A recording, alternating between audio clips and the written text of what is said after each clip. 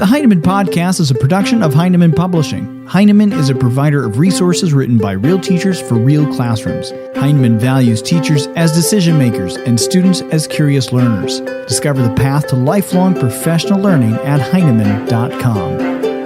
Heinemann is dedicated to teachers. I'm Steph from Heinemann, and today on the podcast, we're handing things over to Heinemann Fellow Brian Melton. Brian currently teaches English and creative writing in Illinois and oversees a slam poetry team. He believes in the power of conversation and self-reflection and infuses these values into his practice as an educator and leader. Here's Brian with more on his project. Hello, Heinemann Podcast listeners. My name is Brian Melton, part of the third cohort of Heinemann Fellows. And before we get this podcast going, I thought I would give you a little context into the conversations we're about to have. As I prepared for my upcoming year this past summer, I took a look at some of the schedules of my students and began to notice an alarming pattern. Student after student of mine were missing something that I always believed to be an essential to the life of a well-rounded academic. I saw dozens of kids taking AP classes, various history, math classes, and of course, English. But what was missing from far too many of my students' schedules was a fine arts class of any kind. Now, this schedule, what I've deemed to be the creative desert, is what nearly 70% of my students' schedules looked like. 8-hour days, stripped of creativity, devoid of any place where a young man or woman can share his or her voice and spirit with the world around them. I noticed that seniors in my creative writing classes would always write reflections at the end of the year, effusive statements thanking me for helping remind them that they loved the act of writing. And then I'd go along and pat myself on the back for a job well done. But I started thinking, man, if I'm only teaching creativity in my senior level writing class, I'm robbing the rest of my students of 3 years of their high school career as creative individuals. And for those 70% without another outlet, I'm just another class in a grueling day. And I wanted to be an oasis and not another sand dune. So I decided to pose a question. In what ways might a shift away from the whole class novel to a focus on music, art, poetry, and storytelling in the ELA classroom, how would that enable student self-expression and help them develop critical inquiry into the work of others, and ultimately the work that we're trying to do in the English class? Now, I think I know a couple of people that can help me find that solution here today. We're going to be speaking with Daniel Wallace, Senior Program Manager of Lincoln Center Education in New York, who was instrumental in changing the way that I think about art and creativity in the classroom, and a young woman named Ashita Patel. She's one of my sophomore honors students who has been part of my research group this year. In this podcast, we're going to explore the role creativity plays in the classroom and how we as educators can hopefully shift our curriculum to become more of an oasis in this creative desert. I'm on the phone with Dan Wallace, and he is the Senior Program Manager at Lincoln Center Education, all the way from New York. Dan, thank you so much for taking the time to do this with us today. Absolutely, my pleasure. I thought we would start again just with a general introduction. Let us know your role at Lincoln Center, sort of the work that you do, and maybe a little bit of your background just so we can get familiar. Absolutely. So, as you said, I'm Senior Program Manager at Lincoln Center Education. What I do is manage a portfolio of schools. If you've ever heard the term teaching artist, that came from Lincoln Center Education. Our work is based on the philosophy of Maxine Greene, who for several decades was the philosopher in residence here. And what we try to do is basically start with the work of art at the center of a unit of study. And we've trained a number of teaching artists to partner with classroom teachers across ages and disciplines to prepare students to see a work of art live and then to reflect on those experiences. Really where this came from was the idea that a school field trip to a place like Lincoln Center to see a piece of dance, music, theater, or visual art was not sufficiently robust, and that if professional artists could be trained to partner with teachers to really help students through art making, reflection, exploration of context, and a series of questioning and choice making to to prepare them to see live works of art and then reflect on that experience, that could yield a much more enriching and robust program for students. So LCE has been around for about 45 years doing that work. And what I do is oversee what's called the focus schools, which is some of our more intensive partnerships here. So we try to do whole school partnerships where we're doing multiple units of study across multiple grades and multiple content areas with students throughout the year. My personal background, I was a high school English teacher here in New York for a number of years, including at one of our focus schools.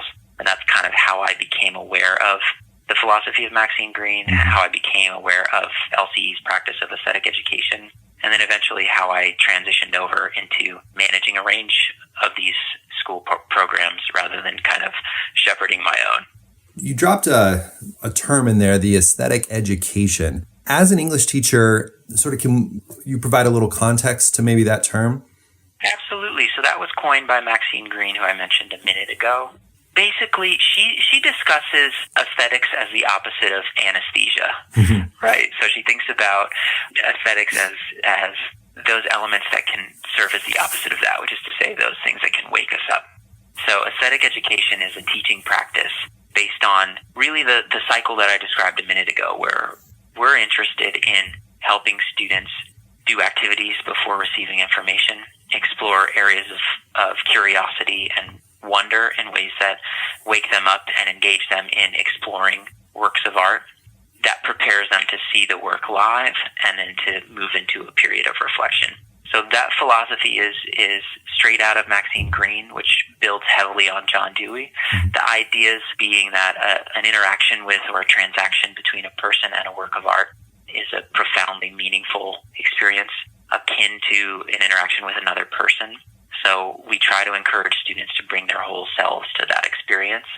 So rather than something like giving a bunch of context about artists or a particular work of art and showing the work of art and then have students kind of replicate the piece, we like to have students pursue choices along some key ideas from the work of art before they ever see it, such that by the time they're viewing the work of art, they've made choices of their own and they're prepared to have a fuller conversation about the choices that the artist made, and that leads them toward the realm of making meaning. Right, and I think that's something that, as you know, as being an English teacher, that making meaning from the art, whether it's the text or a piece of art or a piece of poetry, that often seems to be the most difficult aspect of literary analysis. Absolutely. I think our students are a lot more comfortable repeating to us things that we've said to them. And the idea that I can't know what experiences you've had in your lifetime, that you're making connections between the work of art that you're encountering. I can't possibly control or tell you how to respond to something as complex as that viewing, but that I might be able to help you work through a process that allows you to make meaning out of that encounter, and that your meaning would be different from the meaning that I brought to the same piece. I think in that conversation, perhaps the process can be replicated, but it's a difficult one for students to do. And how might art help us maybe find more entry points into a piece of literature? I know that's a big question, but it's one that I've grappled with as an educator for a number of years now. Sure. Certainly literature itself is an art form, right? So it's typically a lower bar to clear to make connections between works of other disciplines, dance, music, theater, visual art, or otherwise, with literature, just because we're dealing with different art forms themselves, and English teachers tend to be fairly comfortable teaching to works of art.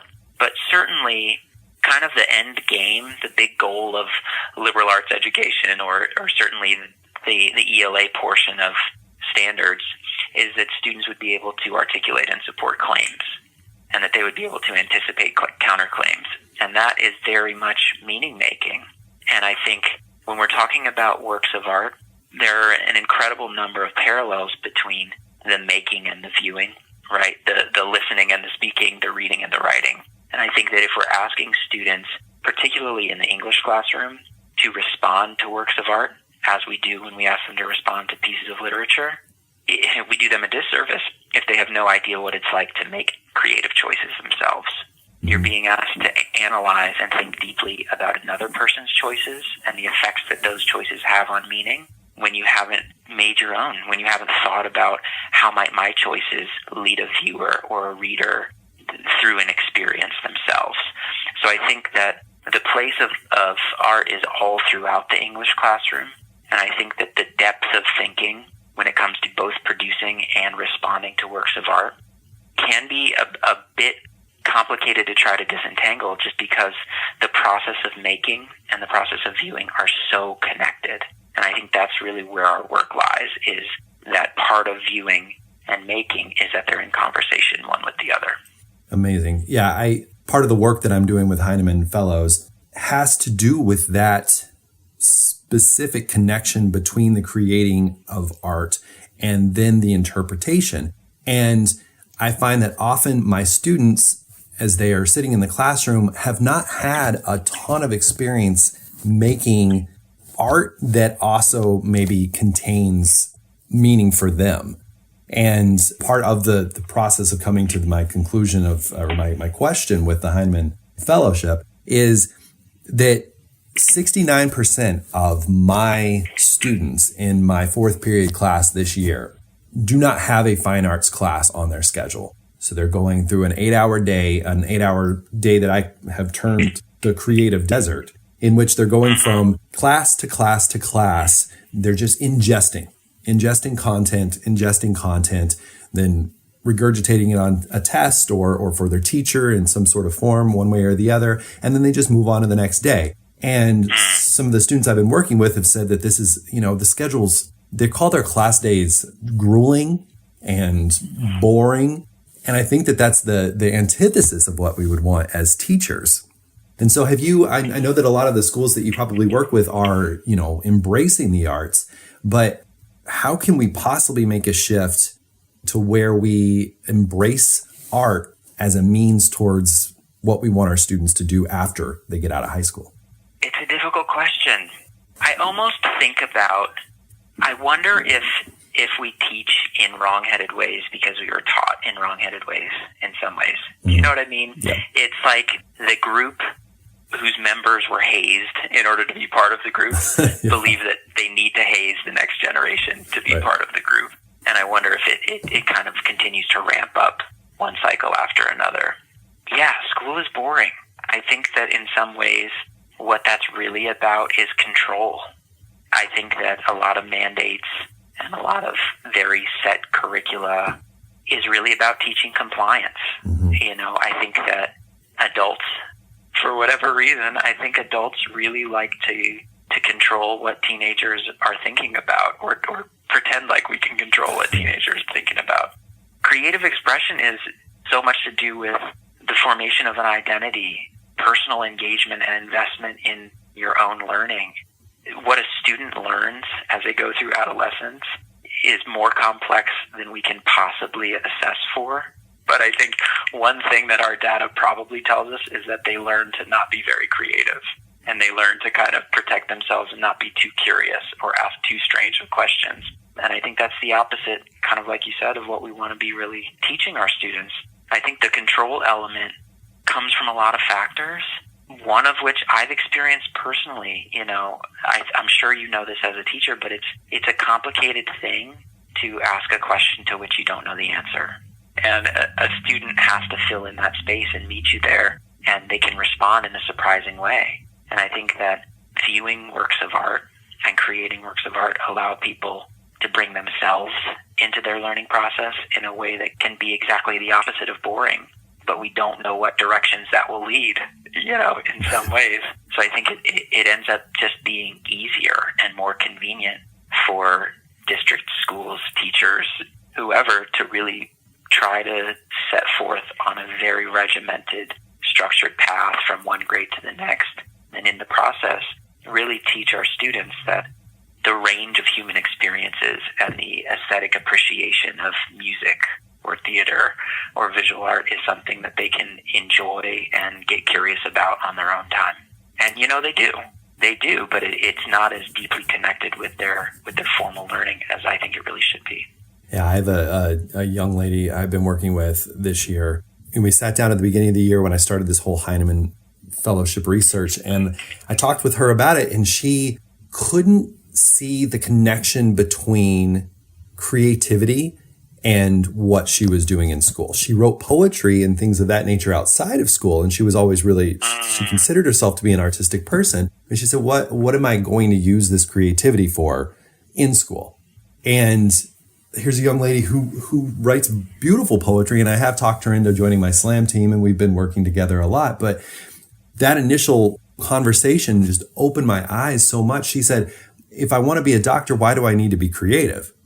Oh my goodness. And we've broken something there, Absolutely. And I said, Rita, why, how do you think that we're going to move beyond and cure the incurable thing? How are we going to make the next progression if we aren't creative? And right. We've somehow more creative than Jonas Salk, right? Exactly. We've strained that out of some of our students, and it is disappointing. So I was going to say, what would you say then to a teacher that does feel this outside pressure through growth and through evaluations to teach towards to a district standard, to teach towards a district test, when maybe in their heart they know that they should be allowing their students more creative choice, but don't find the time for it?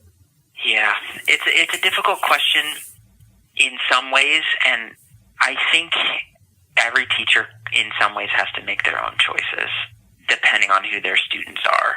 I've been in a situation myself where I have second-year seniors who are kind of on their last shot and trying to pass a test to get the opportunity to go to college. I think in some rare circumstances like that, students have had such an unfair education for such a long time that it can be a teacher's best option to try to help them get through some formal gate. But I think overwhelmingly, the majority of classrooms aren't in that situation. And I really believe that many teachers don't feel like they have the time, when the truth is I don't think they have the time to not get involved in creativity and exploration of works of art.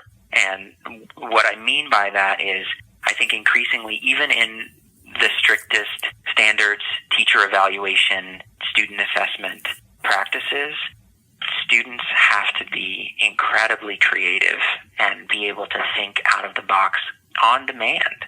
I think that teachers feel like they can control what students are learning when they teach to a test, but increasingly the tests themselves are asking for students to be creative and to think critically on the spot.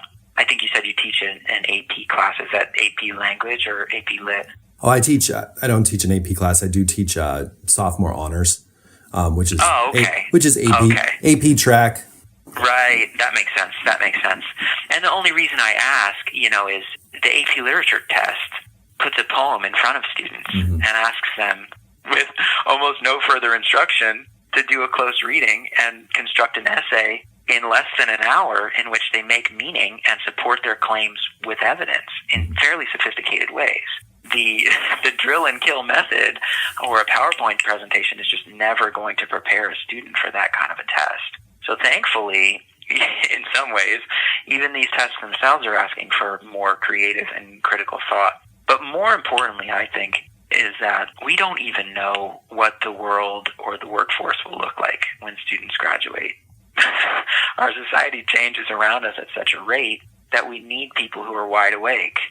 And I think I would be concerned that district mandates and fairly constricting curricula have a tendency to teach students to be compliant rather than to question, and I think that teachers really, truly don't have time to allow their students to fall asleep. We need people who are curious, who question, who can look around, make meaning, who are literate in media, who can tell the difference between fact and opinion, and don't just take things as they're presented to them.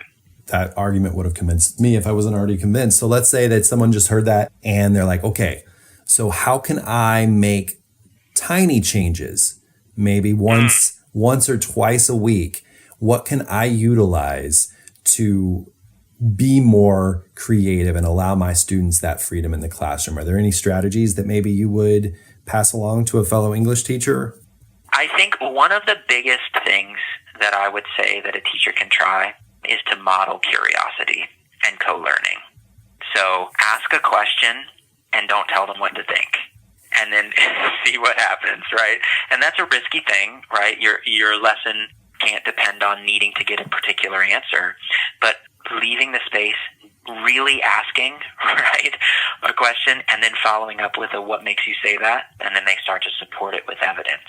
And I think the modeling of a genuine interest in what they have to say, that doesn't even require differentiating the content. You could be looking at the same paragraph that you would otherwise be looking at, and instead of giving them too strict of a frame, find 5 symbols in this paragraph or something like that, you could pull out symbols and then ask them to make meaning of it and see what comes up. That would just require a different approach to the same material. And I think those kind of little steps could be really helpful. What about changing the order of the way a lesson might go, right? So rather than giving away all of the context first in a front-loading approach, what if you withhold some context? Students make choices about key elements that are in a piece before seeing the piece themselves, and then hopefully building up the curiosity to wonder and explore context on their own. I would also say, summarize that piece of advice by what if they do something before you tell them something? So if they're doing activities before they're given information, and they arrive at some conclusions, even perhaps shabby conclusions that they later change their mind about before you get to the the formal teacher telling you things moment of the lesson.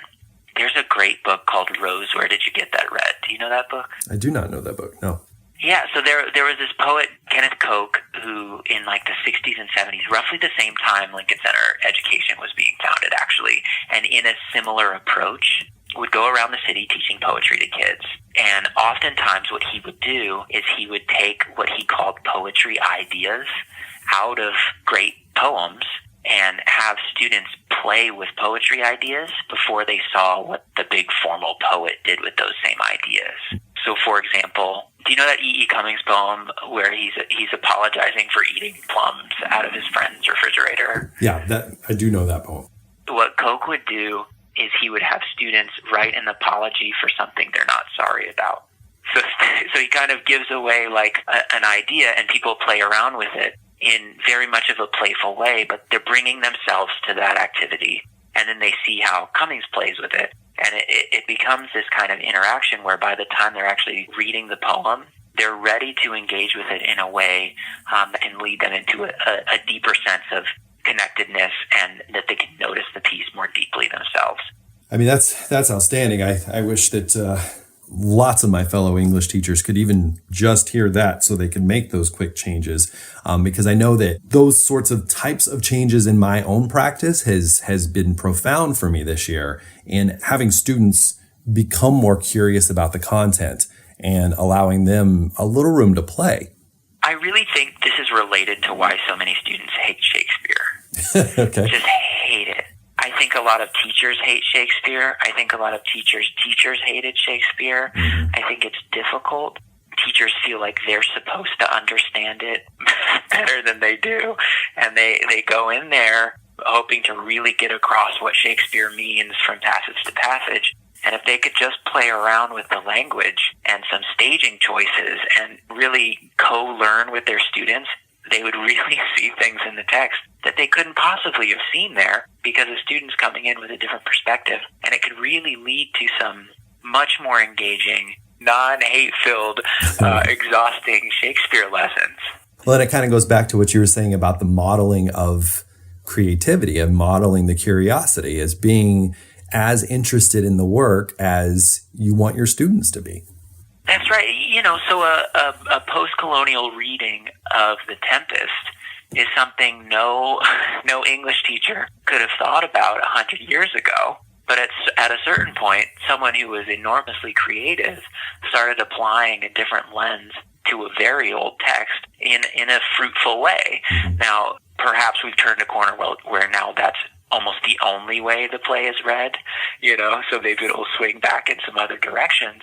But students have to be able to make meaning and bring what they know about the world to the text in some interesting ways. And I think that can lead, to the essay that's surprising, right? To the piece that's not just telling us back the thing we told them. That learning by rote really doesn't make as much sense when we're talking about works of art. Right.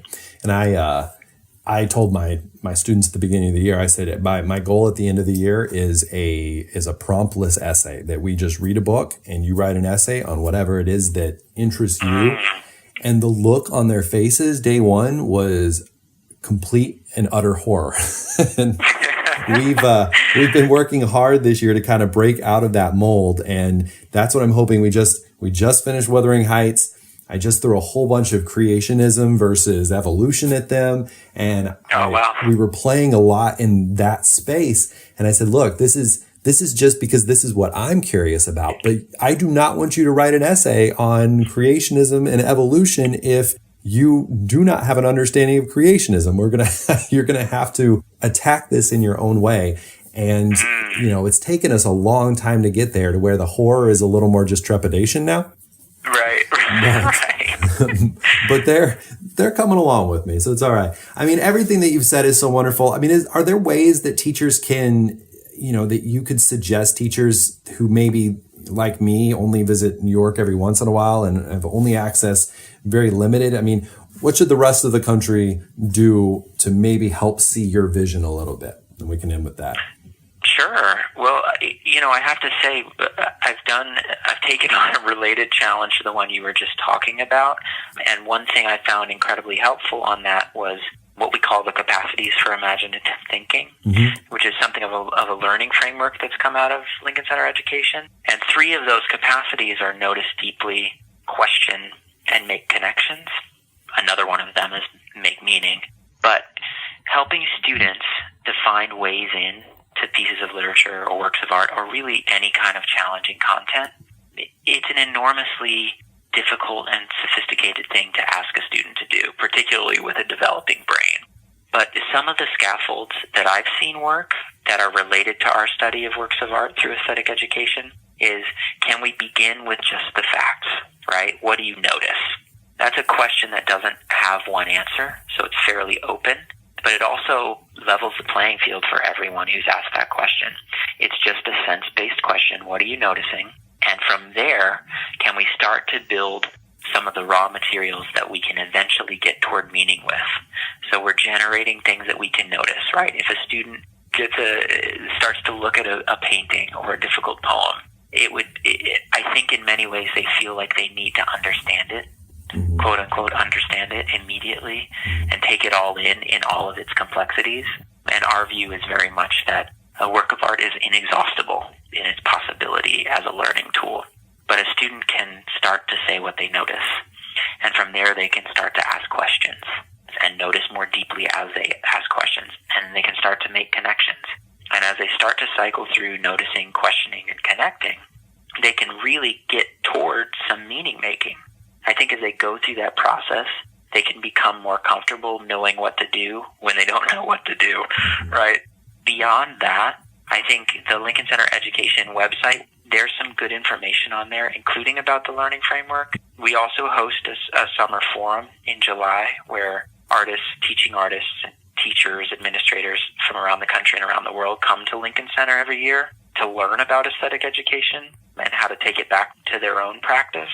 But more in the conceptual realm, I would say the writing of Maxine Green on aesthetic education could really spark some very interesting reflection on what we're trying to accomplish as teachers. So I think some of those philosophical works could really be a helpful sort of touchstone. I would love to thank Daniel for such an enlightening and inspiring conversation. For more details on the work that Daniel is doing, you can visit Lincoln Center Education at lincolncentereducation.org and check out all of the opportunities. It's a fantastic organization in the pursuit of artistic endeavors in our public schools. Just amazing. Next up, my interview with Ashita Patel. So my name is Ashita Patel, and I'm a sophomore at Glenbard North High School. Can you talk to me a little bit? I know that you had a meeting yesterday with your guidance counselor and you're getting ready for your junior and senior years. What was that meeting about? And can you just talk to me about the situation? So I like to consider myself like an academically driven student, but also creative. And I don't have a lot of slots in my schedule for anything really creative. I have a lot more academically based AP honors classes. And so the one class that I take is a band class. And that's probably like one of my favorite classes out of the day because it's the part of the day that I can like kind of explore more of my creative aspect of things. And so I went into this meeting to try and figure out, because I'm also a sports player. And so I have a waiver from marching band that allows me to skip out of gym so I can put in a class in. Because in our school, the way the system works is there are 2 elective slots, and I have a language and a band class, so that means I can't get my graduation requirements in, which is pretty restricting because I have to get those in order to graduate. So for this, I went in to see if I could, because I don't think I'll be able to balance a sport with all the clubs and activities that I do, so I might not play in the spring. So I was going in to see if I can let go of that waiver and somehow fit in a gym class and fit in all my classes. And since I don't have any semester courses, they're all full year courses, it's either like an all or none situation where I either take it and I have to play the sport, or I don't and I don't take the class either, and I kind of have so it depends, like that's the only class that I can take, and I can't take one semester of that class either. So the one part of my day that I get to be a little bit more creative kind of like falls through the cracks a little bit. And so I don't know if I'm willing to give that up or not, and so that's what we were talking about. Do you think that you should have to choose? I mean, you're an exceptionally high-performing academic student, which I never did that kind of work in high school. But I was involved in band, I was involved in sports and things of that nature, but I never felt that pull to have to choose either my artistic pursuits or my academic pursuits. Can you talk to me a bit about that frustration? Yeah, so I don't think I should have to choose between them, because another program that I applied for was the AP Capstone program in the fall, and that's more of a research-based program, and the career field that I want to go into is more medicine and the research part of that. So if I drop that class, I can also fit in band, but I don't think I should have to choose between being creative and being like academically driven, because I consider myself an academically driven student as well. And I don't think it should be a choice of you're either smart or you're creative. And I don't think that's the way that it should go. Well, especially because I find that oftentimes the kids that are the highest performing academics are the ones that are in band, that are in art, that are in those kind of creative pursuits. Well, yeah, like that's like kind of like the balance of the day. Like I know that there are students that take all academically driven classes across the board, but I feel like this is the one part of my day where I kind of get to be a little bit more me, and I get to do what I want to do, and that kind of gives me like a little mental break. So when I get back to those academic classes, I kind of feel refreshed and have the energy to continue to be able to study as hard as I do, or do all the things that I want to do as well. Speaking of those kind of creative pursuits, can you talk to me just about how you utilize maybe your creative, you talked about it being sort of a break, but do you see that there's places where that creativity allows you to be more successful in your academic classes? Well, yeah, like in this class too, a lot of the way we learn through analyzing plays and analyzing literature is through creative aspects, and that kind of opens your eyes to new possibilities, because there are things that you can see with like a straight eye analysis, but if you think about what else is going on at the time and you kind of explore it from different angles, there's different things that you pick up on. I kind of feel like that's kind of applicable to every field. Like I want to go into medicine, but I feel like medicine is also pretty creative as well. Like you have to think about different things and think of it from different perspectives, because one way might not cure everything that needs to be cured. And so I feel like creativity is applicable in any field, really. It just has to kind of be brought out a little bit more. And I kind of feel like my day lets me do that a little bit. So we've done a lot of things in this class. If you think back over the past year, is there anything that stood out to you that has helped you see literature in a new light? So I don't know if you remember you probably do, the one project that we did with the political cartoons, and then it was like a political cartoon and then you got an essay or like an article, and then you cut out pieces of the article that you felt fit in with the political cartoon. I feel like that was really interesting. What were we reading at the time? We were reading We Should All Be Feminists. Okay, yeah. And then that was paired with Getting Us Ready for Taming of the Shrew. Yeah, so that was like 4 different things all put together. It was Taming of the Shrew, it was the article, it was the political cartoon, so 3 different things. But it was a way to bring it all together in a new light. Like I wouldn't have related that political cartoon to Taming of the Shrew and this other article without kind of having to do it all together at one time. And so by the time we got to reading Taming of the Shrew, we kind of had this outside knowledge of like, this is what the world thinks, and this is what Taming of the Shrew kind of shows us and how that relates. And then you can also connect that to today's society and how it just opens up a lot more perspective to this novel instead of going in with like a one line, I'm going to read it and I'm going to write an essay. But it kind of lets you open it up and kind of bring it back to the real world and now. And I think that interests a lot more. It interests me and a lot of other students too. Instead of just saying, this is a novel that we're going to read and we're going to write an essay on, I'm going to forget about it. It kind of helps us learn about the world today too. Yeah, that applicable skill that'll hopefully transfer not only from this class, but to like your AP Euro class or an AP history class or whatever it is that you might be taking next, and in getting you ready for those AP Lit and rhetorical skills that you'll need next year. Where do you think your passion for creativity or the arts, what do you think sparked that for you? Honestly, I'm not really sure because in my family, like we're the traditional Asian family that academics go all the way, study, go to college, get a good job that's really well paying, and that's kind of like what your life should be. And so when I was younger, I never thought that creativity would really be my pursuit. But my grandma actually, she really liked to draw. Like she loves drawing. And so like after I got home from like kindergarten, I'd be like, can you draw me a picture? I want to color it. And so that's like kind of how it started. And then in my culture, we celebrate a holiday called Navratri, which is a lot of, like, it's to celebrate God and, like, stuff like that. But my favorite part of that whole holiday was the dancing. So there's a whole, like, religious aspect to it, but I kind of just like to dance. And so by the time we got into high school, we have a club called ISA, which is the Indian Student Association, and every year we put on a whole show that's based on dancing. And so when I didn't really do much creative things in middle school. It was kind of like art club and like kind of like the traditional thing. But when I got here, I was given the opportunity by Mr. Erde, who runs the show, to captain a dance. And that kind of like, that pushed me into everything else. So I played band, and that was kind of like all against my parents' will. Like they were like, nope, don't do that. And I kind of like pushed past their buttons a little bit, and I was like, I'm still going to keep doing it. And so I still play now. But that band and that together kind of like, it let me open up to a lot more different creative things as like my high school experience went on. And I'm only a sophomore, so there's probably still a lot more that I don't know yet. Speaking of that, you're 2 years in. You've had this high school experience for long enough to kind of inform your own views as to how you might want to see a school day approached. If you could, and I know that we have talked about this in the past, but if you could and you could rebuild your school day, what would your school day look like? So, like, because considering for, like, my specific school day, I know I want to go into medicine, but that kind of is, like, so, like, that's math and science based, and I get that. But then there's, like, history and English courses, and English is really important to me, too. It's, like, it's a way that you kind of get to see the world. It's through articles and literature that you kind of get to see how the rest of the world is doing outside of, like, the little bubble. But I think I would kind of forgo, like, a traditional history class, because I get that that's important for, like, political aspects and stuff, but that's not the career field I would want to go into. I think people should be able to structure their day depending on what they feel like they need and what they want to do. So I know someone going to pursue the arts really probably doesn't think they need to take a science class and learn about the human body, you know? So I feel like that's kind of where I'm going with that, is like I wouldn't want to take a history class and I'd probably put in another science class, or maybe something more creative. Just kind of let my day like flow a little bit differently than it does now with all the restrictions that kind of like society and the school system has placed. What about the length of the school day?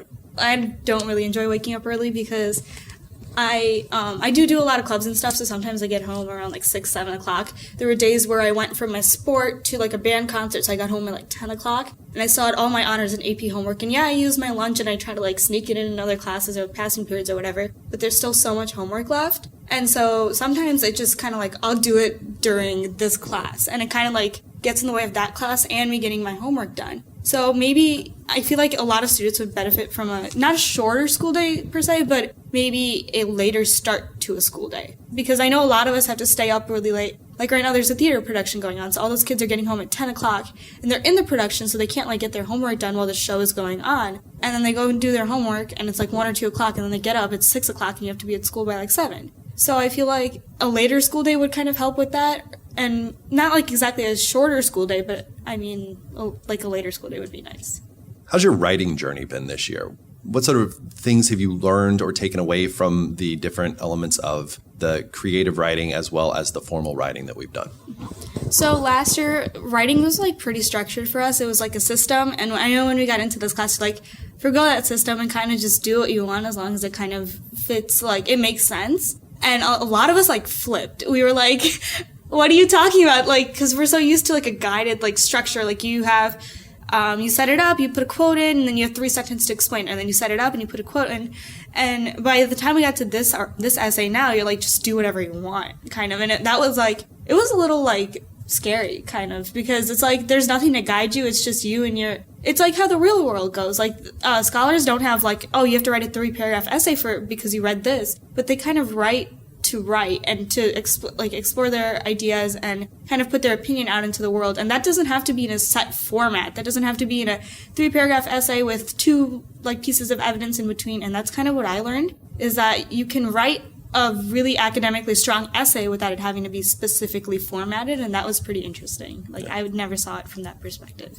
I truly believe that you do not need a prompt to get good work out of kids. You guys need the time to process. You need the support to be able to explore and to find your way through the dark. Because in college, that was the first time that I was ever allowed to do that kind of work. And it opened my eyes to what actual literary research was and what my writing could possibly be in the academic world. And it was groundbreaking for me. And I don't want you all to go through 4 years of high school without experiencing what it really means to explore your own interests and your own inquiry through research and literature. So, thank you. I know that you're a busy young lady. She had to get out of a class to come do this with me. But this is Ashita Patel, and she is going to do remarkable things. So thank you. Thank you. And that will wrap it up for this first podcast about the creative desert. Thank you so much to my guests, Ashita Patel and Daniel Wallace of Lincoln Center Education. And thank you so much for listening.